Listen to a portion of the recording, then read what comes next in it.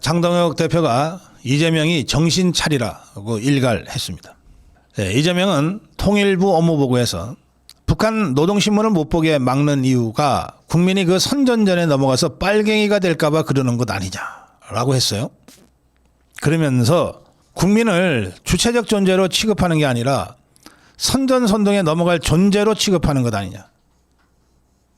그러니까 이재명이가 뭐 나오는 대로 지금 씨부리고 있어서 이걸 논리적으로 논리 정합성을 가지고 논평하는 게 거의 불가능한 상황입니다. 자, 보세요. 지금 저것들이 밀어붙이는 것 중에 제가 아까 일사일언에서도 말씀드렸습니다만 징벌적 손해배상제, 모든 언론에 입 틀어막겠다고 하는 법, 이거야말로 국민을 개돼지로 하는 거죠. 지금 족벌 언론 떠든다고 해서 그대로 믿는 국민이 누가 있습니까? 전단 뿌리면은 형사처벌을 하겠다고 하는 것도 이것들이 다시 추진하고 있잖아요. 그 전단 읽고 목숨 걸고 탈북하는 사람들이 얼마나 많은데 북한 주민들까지 개돼지로 하는 거죠. 그러는 자가 노동신문 풀면은 선전전에 넘어가서 빨갱이가 될까 봐 못 보게 하는 것이냐. 국민을 주체적 존재로 취급하는 게 아니라 선전선동에 넘어갈 존재로 취급하는 것 아니냐라고 떠들어댔어요. 야, 이 논리 구사 방식이 진짜 신박해요. 야, 어떻게 이런 생각을 하고 이런 주장을 할 수 있을까 싶을 정도입니다. 그러면서 이 지적을 받은 통일부의 평화교류실장이 국정과제로 설정해서 추진 중이다라고 설명을 하자 이재명이가 이런 걸 무슨 국정과제로 해? 그냥 풀어놓으면 되지. 그냥 열어놓으면 되지. 그리고 더 다고쳤어요. 자, 노동신문을 또는 노동신문을 포함한 북한의 매체 자료를 공개하는 것은 엄격한 그 기준과 원칙이 있어요. 어디까지는 되고 어디까지는 안 되고 또 누구는 되고 누구는 안 되고 다 비밀 취가 임급이 있고 그렇습니다.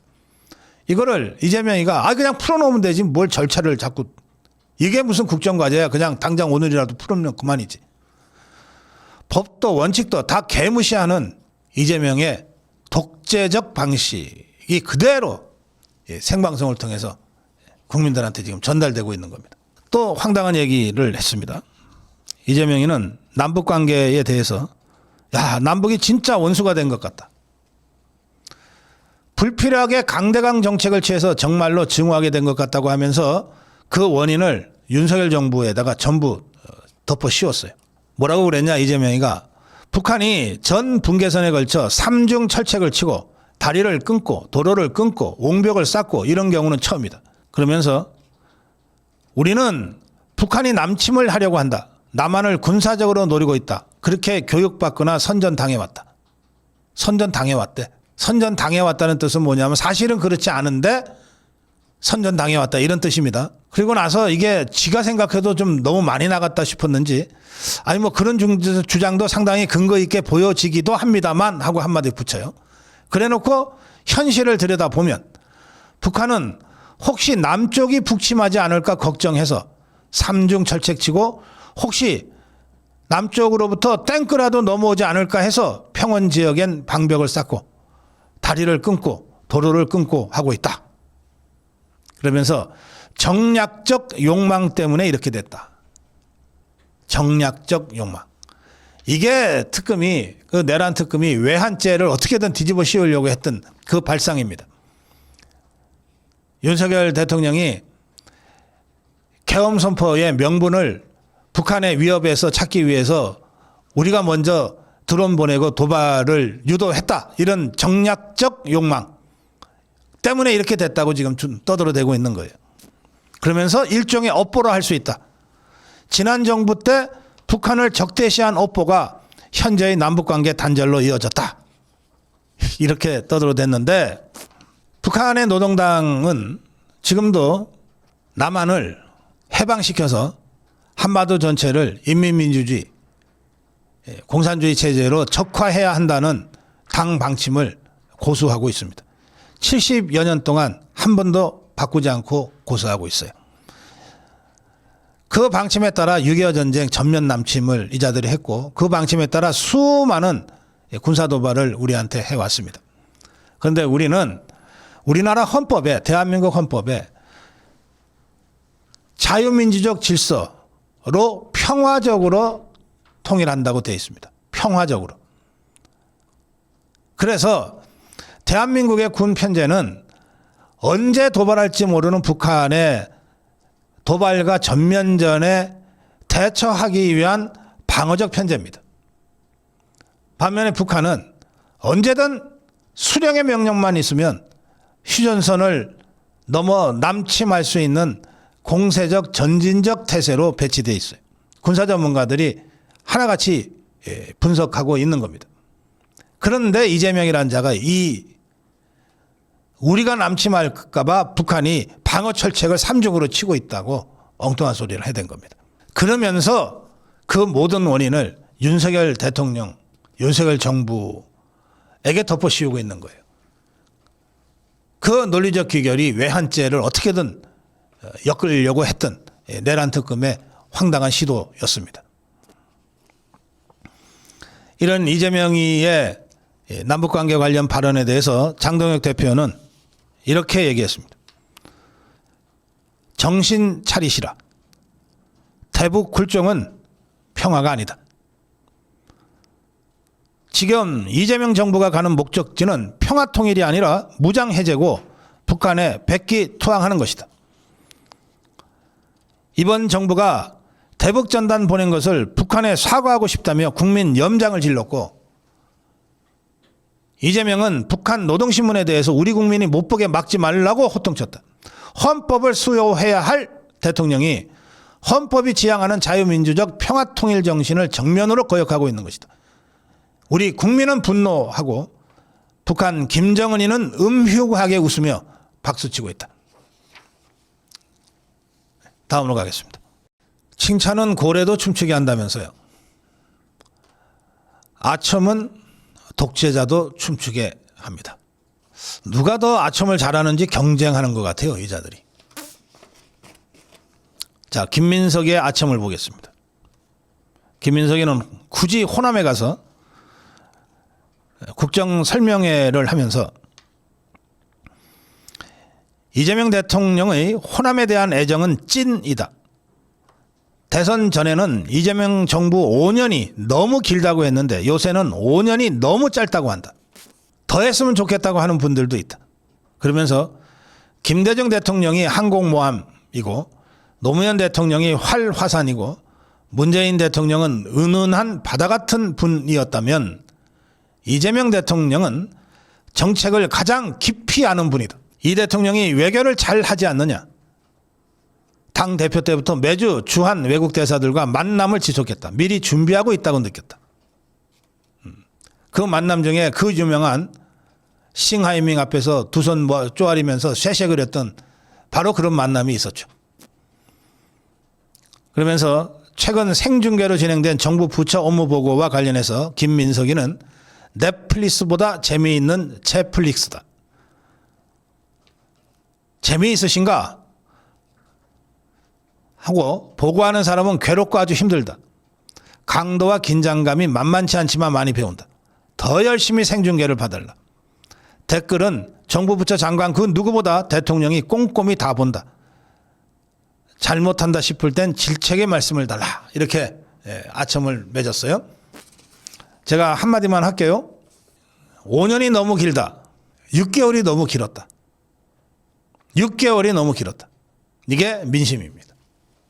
여기 질세라 정성호가 나섰어요. 이재명이가 먼저 이렇게 얘기합니다. 재범 위헌성이 없고 충분히 보상에 피해자와 갈등도 없고 사회적 문제가 되지 않으면 가석방을 좀 더 늘리라는 게 내 지시사항이다 이랬어요. 대장동 일당들 가석방으로 다 풀어줄 모양이네. 그러자 정성호가 가석방도 대통령님 취임 이후에 30% 늘려준 것이다 하면서 이재명 대통령이 교도소 안에서 인기가 좋으시다 그랬어요. 네, 우리말에 과부사정 호래비가 한다는 말이 있습니다. 호래비사정 과부가 한다는 말이 있어요. 전과사범사정 교도소 전과자들이 더 잘 알겠죠. 인기가 높을 수밖에요. 곧 들어올 것 같은데. 네, 정론 1침이었습니다. 예, 이재명 종북주사파 것들이 정말 무능하기 짝이 없어요. 이 환율 문제를 보면 정말 기가 차서 말이 잘 안 나옵니다. 이재명이가 올해 초에 환율이 일시적으로 1480원대를 기록했을 때 이재명이가 뭐라 그랬냐면 국민재산의 7%가 날아갔다 그랬어요. 국민재산의 7%가 고환율 때문에 날아갔다. 지금 딱 그때입니다. 예, 22일 이 환율이 1480원으로 마쳤어요. 거의 모든 전문가들이 예상하듯이 내년에는 1500원대를 뚫을 것이 거의 분명합니다. 이런 상황이 되자 저 이재명 권력이 할 수 있는 모든 것을 다 해서 환율을 낮추겠다고 하고 있는데 제가 보기에는 역부족일 뿐만 아니라 진단이 완전히 잘못됐기 때문에 처방도 엉뚱하게 지금 내리고 있는 겁니다. 이 지금의 고환율은 구조적인 요인으로 형성된 것이라서 사실은 우리 내장에 이게 종양이 생긴 것과 같습니다. 근데 종양이 생기면은 열도 나고 뭐 피로감도 생기고 그러잖아요. 열 난다고 해열제 먹이고 피로감 생긴다고 뭐 건강음료 먹이면 그러면 이 종양이 사라집니까? 지금 저 이재명 것들이 바로 그 짓을 하고 있어요. 이재명 똘마니들은 대통령실에서 이런 얘기를 하고 있습니다. 지금과 같은 고환율이 지속될 경우 대미 투자를 조정하는 방안을 고려하고 있다.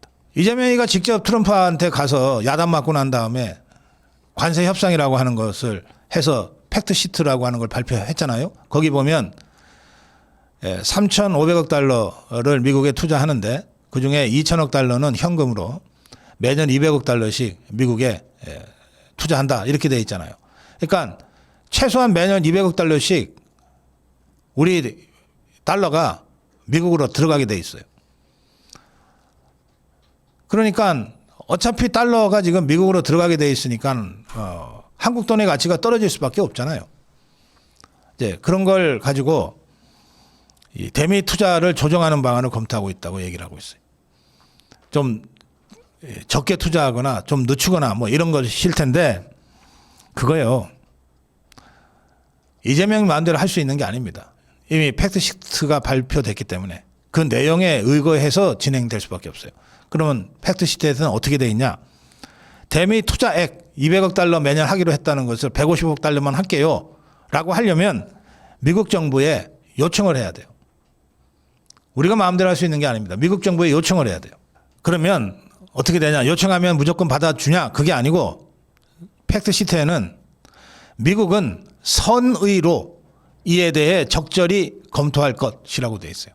미국의 선의에 의존할 수밖에 없다는 뜻이에요. 미국이 아이 너네 아직 능력이 있잖아 그냥 해 하면 그냥 할 수밖에 없는 거예요. 안 하면 되지. 안 하면 관세가 올라가죠. 완전히 멱살 잡혀 끌려다니고 있는 상황입니다. 이것들이 말은 이렇게 하지만 그건 100% 미국의 선의에 달려 있다는 거예요. 그러자 이것들이 또 다른 꼼수를 만들어냈어요. 이걸 매년 200억 달러씩 투자를 하기로 하려면 뭔가 법적 근거가 필요해서 대미 투자 특별법을 더불어민주당 저것들이 11월 26일 발의를 했어요.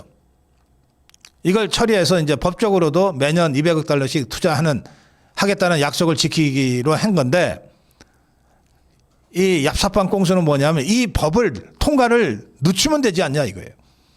그리고 미국한테는 우리가 법적 근거가 아직 만들어지지가 않아서 바로 투자 못하니까 그렇게 알아라 이거 아닙니까? 그러면 미국은 그 사정을 모르고 있어요? 빤히 들여다보고 있는데 야 저것들이 뭐 이런 꼼수까지 쓰지? 그래 놓고 미국한테 무슨 선의를 기대해요. 이재명 똘마니들은 내년 초에 환율을 1,400원대 초반으로 뭐 1,420원이든 1,115원이든 이렇게 낮추기 위해서 총력 대응한다는 방침인데 이것들이 이렇게 갑자기 호떡집에 불난 듯이 환율 하는 이유는 간단해요. 환율이 계속 고환율이고 1,500원선을 뚫어버리면 이재명 것들의 무능함이 정말 백일하에 드러나잖아요. 그리고 그 파급 효과는 곧바로 고물가로 오게 돼 있어요. 이게 내년 6월 지방선거에 굉장한 악재가 될 수 있다고 보는 겁니다. 이것들이 나라는 망쳐도 선거는 이겨야 된다는 게 저 종북 주사파들 아닙니까?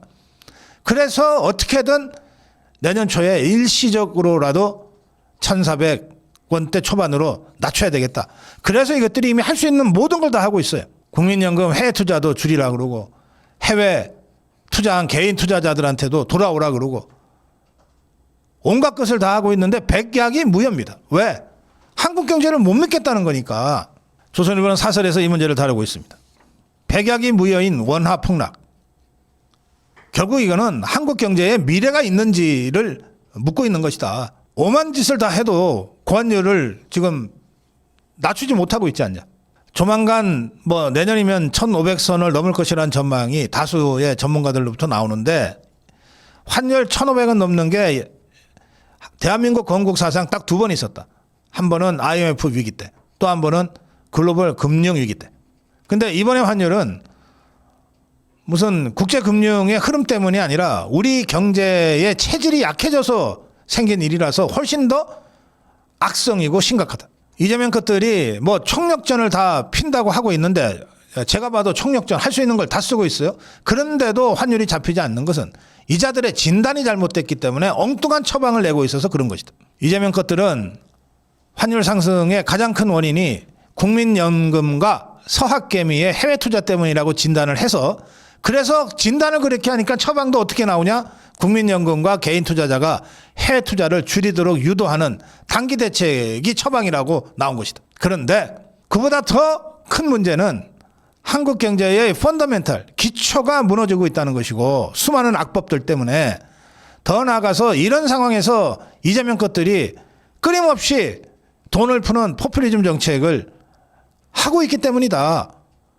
이런 근본 원인에 대해서는 이것들이 귀를 닫고 있어요. 왜? 그 말이 맞다고 인정하는 순간 처방이 완전히 달라져요. 어떻게 달라지냐? 포퓰리즘 안 해야지 그러면. 소비 쿠폰 같은 거 안 해야지. 지역 화폐 같은 거 안 해야지. 그리고 수많은 악법들, 한국 경제의 기초를 갉아먹고 있는 노란봉투법, 중대재해처벌법, 상법 이런 것들 다시 원상복구를 해야지. 폐지하고. 결국 이 문제는 단순한 환율 문제가 아니다. 종북 주사파 이재명 것들의 포퓰리즘과 그들의 노조 중심, 귀족 노조 중심의 기득권 지키기 정책에 의해서 지금의 고환율이 만들어진 거다. 이걸 근본적으로 해결할 방법이, 능력이 저 이재명 것들한테는 없다. 자기 자신을 완전히 스스로 부정하지 않고서는 불가능한 것이다. 따라서 고환율로 표현되고 있는 한국 경제의 심각한 위기를 극복하는 유일한 길은 하루라도 빨리 이재명을 끌어내리는 것이다. 다음으로 가겠습니다. 예, 전북 주사파 개딸들이 뭐 전방위로 지금 밀리고 있어요. 조금 전에 환율로 표상되는 한국 경제의 위기, 그 과정에서 드러나는 이재명 것들의 무능함에 대해서 뭐 더 제가 설명 안 드리겠습니다만 여론도 매우 심각하게 나빠지고 있습니다. 통일교 게이트에 대한 수사가 필요하다. 특검이 필요하다. 이거 조사 때마다 논란이 되고 있는 갤럽의 조사에서도 통일교 특검이 필요해 라고 하는 응답이 60% 이상으로 나왔어요. 이렇게 되자 저것들이 더 이상 버티지 못하고 통일교 특검을 받겠다고 갑자기 방향을 180도 확 바꿨어요. 절대 안 된다고 했던 게 일주일 전인데 갑자기 어제 좋다 통일교 특검 받겠다 이렇게 확 바뀌었어요. 정청래는 뭐 못 받을 것도 없다. 국민의힘 연루자를 모두 포함해 진실을 명명백백히 밝히는 것도 좋다고 생각한다. 우리만 다치냐 너희도 다친다 뭐 이러면서 받겠다고 했어요. 그런데 그 전날 그저께죠. 고위당정 협의가 있었거든요. 그래서 이것은 이재명 쪽과도 어느 정도 조율이 됐을 것이다. 뭐 이런 추측이 나오고 있습니다. 박수현이는 통일교 게이트 특검을 전격 수용하면서 이렇게 변명했습니다.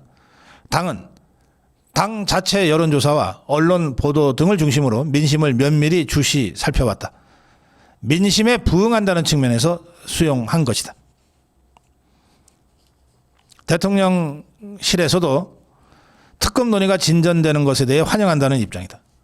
전방위적 수사가 이루어지는 계기가 되길 바란다. 이거는 이재명이가 계속해서 종교단체 해산 얘기를 해왔지 않습니까? 그러니까 이재명 똘마니들이 뭐 기왕에 특검하기로 했다면 종교단체 해산 쪽에 방점을 찍어서 가자 이렇게 입장을 표명한 것으로 해석됩니다. 갤럽은 통일교 게이트 특검에 대해서 62%가 찬성했고 특히 민주당 지지층에서도 67%가 찬성했다고 발표한 바가 있습니다. 그래서 저 더불어민주당 종북주사파들은 드루킹 특검의 역 상황이 발생할 수도 있다. 뭐 이런 기대를 가지고 지금 특검을 받고 있는 것 같아요.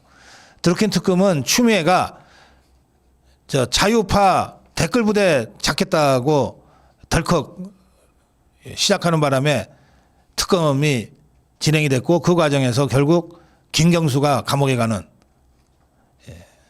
그런 일이 발생했는데 지금 저것들은 좋다. 통일교 게이트 우리가 받으면 수사 과정에서 특검의 수사 과정에서 결국 국민의힘과 통일교 간에 엄청난 커넥션이 폭로될 것이다. 드루킹 특검 때와는 정반대 양상으로 국민의힘이 오히려 다치게 될 것이다. 뭐 이런 기대를 가지고 이것들이 특검을 받겠다고 하고 있는 것 같습니다. 또 민주당 쪽에는 이미 뭐 전재수라든지 몇 사람이 이 통일교 게이트에 연루된 것으로 계속 보도되고 있잖아요. 뭐 그런 정도는 우리가 자르고 가도 된다. 그리고 그것들 다 문재인 때 사람이다. 우리 쪽 사람은 안 다친다. 이런 나름의 계산과 판단이 있는 것 같기도 합니다. 그래서 이재명 똘마니들의 입장 발표에서 우리가 읽을 수 있듯이 특검을 해서 통일교가 국민의힘과 매우 깊은 커넥션이 있었던 것이 확인이 되면 차제에 그걸 지렛대로 해서 통일교 해산 그리고 국민의힘 해산까지도 밀어붙일 수 있다. 뭐 이런 잔대가리들을 이것들이 굴리고 있는 것 같이 보입니다. 그래서 특검이 누구냐가 매우 중요한 상황이 됐습니다. 뭐 특검을 하겠다는 것이니까 이제 통일교 게이트 특검은 이제 기정사실화 됐는데 결국 어느 쪽에 초점을 맞출 거냐는 것은 특검이 누구냐에 따라서 결정이 됩니다. 지금까지 수많은 보도가 있었던 대로 일부 권성동이나 김규환 등의 뭐 의혹 제기가 있지만 대다수는 전젠수나 임종성이나 등등 더불어민주당과 연관된 것들이 많은데 그리고 통일교가 그동안 국민의힘보다는 더불어민주당 쪽과 더 깊이 유착되어 왔다고 하는 정황들도 계속 확인이 되고 있는데 거기에 초점을 맞춰서 실체적 진실을 밝히기 위한 특검이라면 우리가 걱정할 게 하나도 없어요. 뭐 그 과정에서 한두 명 희생당하는 거 우리가 감내할 수 있습니다. 그런데 그게 아니고 특검까지 했는데 더불어민주당과의 커넥션은 별로 내용이 없고 오히려 국민의힘과의 커넥션만 더 드러나고 통일교의 재단 해체까지 갈 수 있는 그런 식으로 수사가 이루어진다면 이거는 좌파들이 기대하는 드루킹과 같은 대치기가 역으로 작용될 수도 있기 때문에 그렇습니다. 그래서 특검을 누구로 임명하느냐가 핵심적인 사안으로 지금 부상한 상태입니다.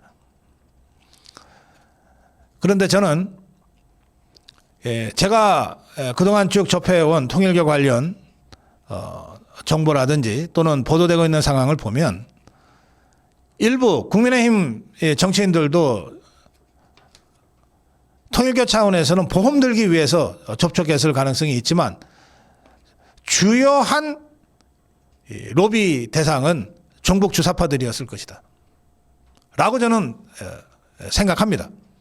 그렇기 때문에 뭐 정치적인 거 정략적인 거 다 배제하고 오로지 실체적 진실만 밝히겠다, 증거가 가리키는 대로 수사하겠다라고 하는 그런 강골 있는, 강단 있는 정통 수사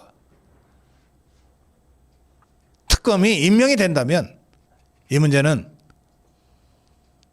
더불어민주당과 종북주사파들의 또 다른 무덤이 될 것이다, 그렇게 저는 생각합니다. 그 점에서 제대로 된 특검을 임명할 수 있느냐, 이 문제를 둘러싼 앞으로의 치열한 정치 투쟁이 필요하다, 그 점을 강조합니다. 다음으로 가겠습니다. 이런 상황에서 통일교 특검을 국민의힘이 그 이준석이의 개혁신당하고 공동 발의를 했어요. 뭐 의석수는 3석밖에 안 되지만 어쨌든 국민의힘이 다른 야당 하나를 끌어들여서 공동으로 발의를 했기 때문에 그만큼 압박을 더 크게 느껴서 뭐 민주당이 받았다, 뭐 이렇게 해석할 수도 있습니다. 근데 이제 이 이준석이가 오랜만에 이제 뉴스를 타게 된 거예요. 그러자 이자가 물 들어온 김에 배 띄운다는 식으로 단식 투쟁을 하자, 장동혁 대표하고 나하고 공동 단식 투쟁하자, 뭐 이런 얘기까지 흘리고 있습니다. 뭐 제가 논평할 거리는 아니고요. 그냥 한마디만 할게요. 이준석, 그냥 네가 알아서 해, 하려면. 장동혁 대표는 이미 이 투쟁에 모든 것을 걸었어. 단식이 아니라 그 무엇라도 할 건데 그냥 괜히 저 장동혁한테 편승해서 뭐 좀 재미 보려고 잔머리 돌리지 말고 네가 그렇게 절실하면 일단 너부터 단식 투쟁 들어가. 단식 투쟁도 공동으로 하자 그러면서 잔머리 돌리고 정치하는 건 나 또 보다 처음 봅니다. 한동훈이가 김문수를 끌어들여서 러브샷 해갖고서 재미를 본 모양이에요. 그래서 이번에는 좀 삐딱한 소리를 했던 쥐똘만이 김근식이하고 김종혁이랑 또 러브샷을 했어요. 그런데 김근식이가 내가 뭐 한동훈 똘만이냐 이러면서 좀 삐딱한 소리를 하긴 했던 모양입니다. 그러자 그날 밤에 오라 그래가지고서 이렇게 러브샷을 하면서 다시 우리는 하나다, 뭐 이걸 과시하는 쇼를 한 모양인데, 이게 말이죠. 장동혁 대표의 24시간 필리버스터가 한동훈 똘마니들을 완전히 찢어버리고 있는 것 같아요. 이게 이 장동혁 대표가 지금 하고 있는 걸 보면, 또 이호선 위원장이 하고 있는 걸 보면 그냥 넘어가기는 무사히 그냥 넘어가기는 어렵다고 지금 이것들이 판단을 하기 시작한 것 같아요. 그래서 양쪽으로 갈라져 있다고 합니다. 하나는 야, 이 정도 됐으니까 그냥 한동훈이가 그냥 사과하고 그리고 당에서 징계하지 않는 걸로 정치적으로 절충하는 수밖에 없다, 뭐 이런 의견을 내는 자들이 몇 있는 모양이고, 또 하나는 야, 사과하는 순간 완전히 우리가 다 덤탱이 쓰게 돼, 우리 다 죽어, 절대 하면 안 돼, 버텨야 돼 라고 하는 자들이 있는 모양인데, 한동훈 똘마니들과 한 줌밖에 안 되는 것들을 향해서 뭐 우리가 무슨 내부 분열을 유도하는 무슨 이간책 이런 것까지 쓸 필요도 못 느끼잖아요. 그냥 쭉 밀어버리니까 이것들이 지뢰 큰일 났다고 그러고서 자중질환이 일어나고 있는 상황인 것 같습니다. 이렇게 되자 이 한동훈이 이게 장동혁 대표한테 아부를 하기 시작한 것 같아요. 이게 갑자기 페북에다가 우리 당 장 대표가 장장 24시간 동안 혼신의 힘을 쏟아냈다, 한 마음으로 싸우자, 뭐. 제가 보기에는요, 한동훈이한테는 조국이가 제격 같아. 파리가 앞발을 싹싹 비빌 때 그걸 사과라고 착각하지 마라. 다음 먹이를 노리기 위한 것이다. 이때는 뭐 파리채로 때려잡아야 한다.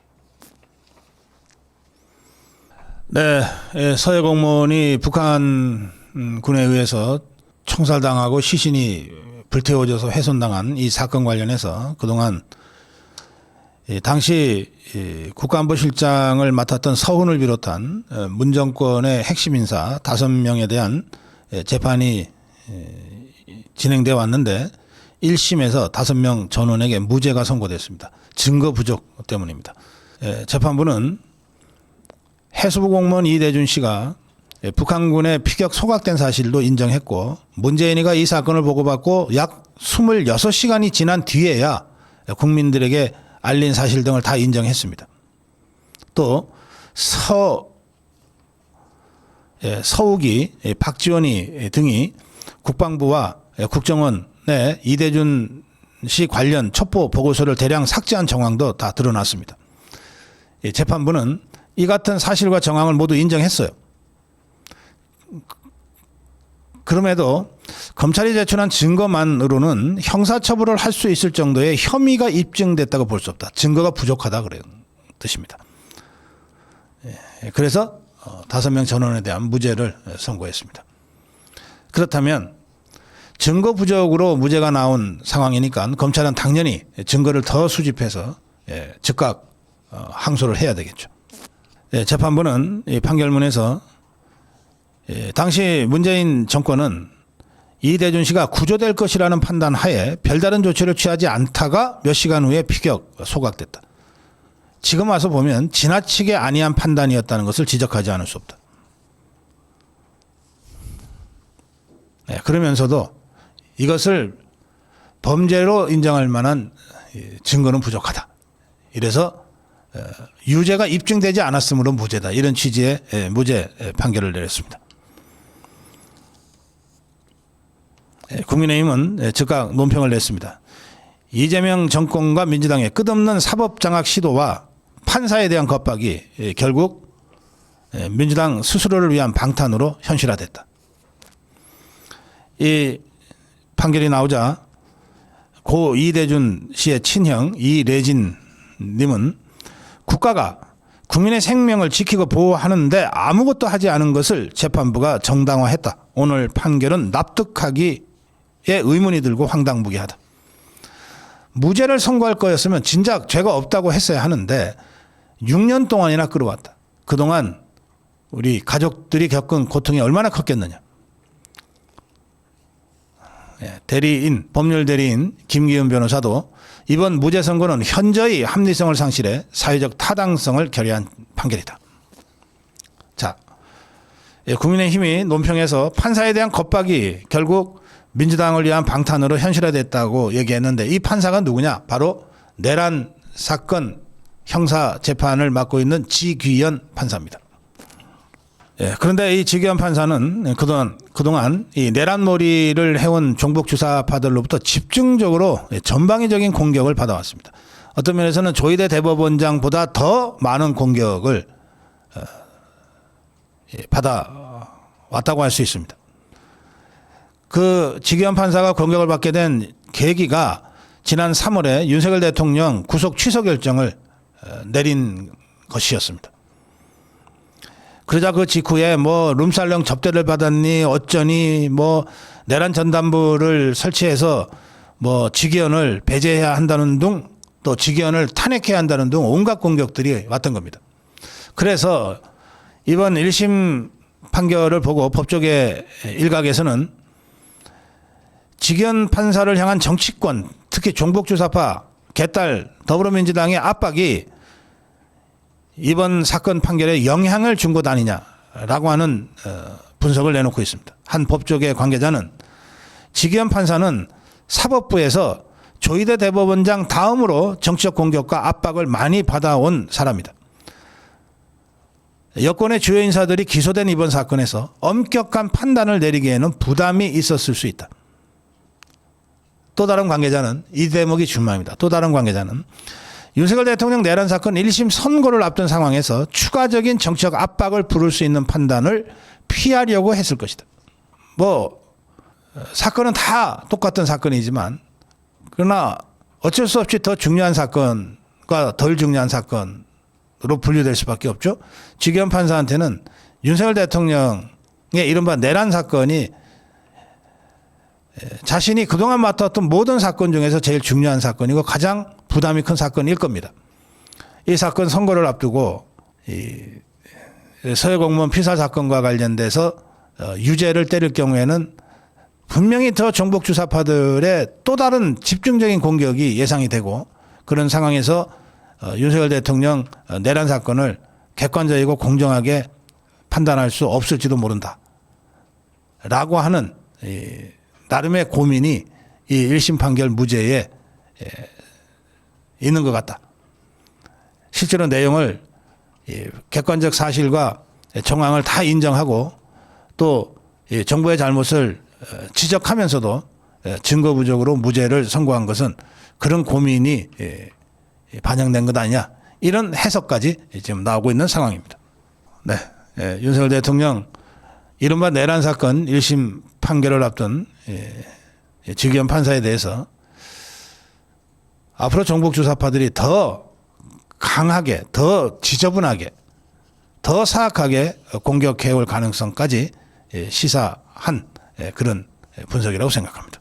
윤석열 대통령 어제 최후 진술이 있었는데요. 이 최후 진술은 지기현 판사가 맡은 이른바 내란 사건 형사재판이 아니고 체포방해 사건입니다. 이것도 다 조은석 특검에서 지금 기소해서 공소유지를 하고 있는 사건인데요.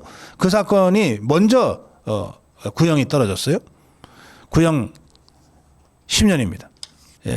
이른바 내란 사건 관련해서는 여러 사건들이 지금 계속 재판 중이거나 수사 중인데 첫 번째 내란 관련 사건으로는 첫 번째 구형인데 10년 구형입니다. 조은석이가 체포방해 혐의에 5년, 국무위원 심의 의결권 침해에 3년, 사후 비상계엄 선포문 작성에 대해 2년을 각각 구형해서 총 10년을 구형했습니다. 윤석열 대통령은 이제 결심 공판, 구형이 있고 난 다음에 최후 진술을 하는데요. 이 최후 진술에서 이렇게 주장했습니다. 이 사건에서는 제가 당사자다. 당사자이기 때문에 검사나 변호인보다 제가 제일 정확하게 설명드릴 수 있다. 그냥 거짓 없이 있는 그대로 말씀드리겠다. 고 하면서 최후 진술을 1시간 정도 했습니다. 윤석열 대통령은 가장 먼저 더불어민주당을 성토했습니다. 계엄 선포는 거대 야당이 지배하는 국회가 제 취임 초부터 우리나라 헌정사에 유례가 없을 정도로 권력 분립과 자유민주적 기본 질서를 완전히 망각하고 필요하면 반국가 세력이나 체제 전복 세력 또 외부의 국권 침탈 세력들하고도 언제든지 연대하고 손을 잡아 정부의 발목을 잡아왔습니다. 저도 참 많이 인내했다고 생각합니다. 작년 여름에 우크라이나 전쟁에 북한이 상당히 많은 북한군을 파견하고 그것으로 인해 우리 안보에 심각한 위험이 대두됐습니다. 우크라이나 전선에 모니터 팀을 파견하는 것은 따라서 우리 국익과 안보에 매우 중요한데 그걸 파견한다고 당시 신원식 국방부 장관 탄핵을 더불어민주당이 추진했습니다. 제가 어쩔 수 없어서 신원식 장관을 탄핵이 안 되는, 탄핵을 할 수 없는 법적으로 안보실장으로 바꾸자 탄핵 발의까지는 가지 않았지만 어떻게 이렇게까지 할 수 있느냐 그런 생각을 해오던 터에 더불어민주당이 감사원장 탄핵과 중앙지검 간부 탄핵 추진을 11월 하순경에 시작했습니다. 반헌법적인 국회 독재로 인해 국정이 마비되고 우리 헌법이 예정하고 있는 권력 분립이라든지 의회 민주주의라는 것의 헌정 질서가 붕괴되는 상황에서 비전시 계엄을 검토하고 결심하게 됐습니다. 국가 비상사태를 발생시킨 원인이 국회이기 때문에 거대 야당이기 때문에 저희가 할 수 있는 것은 국민들을 깨우고 국민들로 하여금 정치와 국정에 무관심하지 말고 제발 일어나 관심을 가지고 비판도 좀 하고 이렇게 해달라. 그런 걸 할 수밖에 없는 상황이었습니다. 그러면서 경호관을 사유화했다. 자, 공수처가 체포영장 청구하면서 언론에 공지하는 것을 보고 변호인과 통화하면서 내가 이렇게 얘기했어요. 공수처가 내란 수사권도 없는데 검찰이나 경찰에 사건을 넘겨받았지만 자기들도 수사권이 없으니 뭔가 빠져나가려고 출구 전략을 세우느냐고 기각당하려고 영장을 넣었나 보다. 이런 순진한 얘기까지 제가 했습니다. 나중에 영장이 발부되는 걸 보고 경악을 금치 못했습니다. 이렇게 대통령이 탄핵 소추되고 바깥에서 막 흔드니까 대통령실 내부 관계자가 다 다 경찰하고 선이 닿아가지고 밖에 나가서 기밀 누설까지 다 해줬습니다. 경호관들 사이에서도 균열이 벌어지고 임기 5년짜리 대통령이 경호처를 사유화하는 것도 어렵지만 탄핵 소추 위험이 있는 그런 상황에서 광화문이니 세이브코리아 집회니 대학 자유대학 집회니 하는 이런 데를 가보지도 않고 그저 기성 언론이 얘기하는 대로만 보는 사람들이 탄핵 가능성 90% 거의 100%라고 생각하는 상황인데 제가 어떻게 그런 경호관들을 사유화할 수 있었겠습니까? 또 형식적 국무회의로 국무위원들의 심의권을 침해했다는 혐의에 대해서는 국가 긴급권 행사라고 하는 것은 대통령의 독점적 배타적 헌법상 권한입니다. 정치적 통제, 국회의 계엄 해제라고 하는 정치적 통제에 의해서만 제한될 뿐 이 자체를 가지고 형사법정에 세운다는 것 자체가 부당합니다. 이런 취지로 윤석열 대통령 1시간에 걸쳐 최후 진술을 진행했습니다. 네, 정론 1침이었습니다.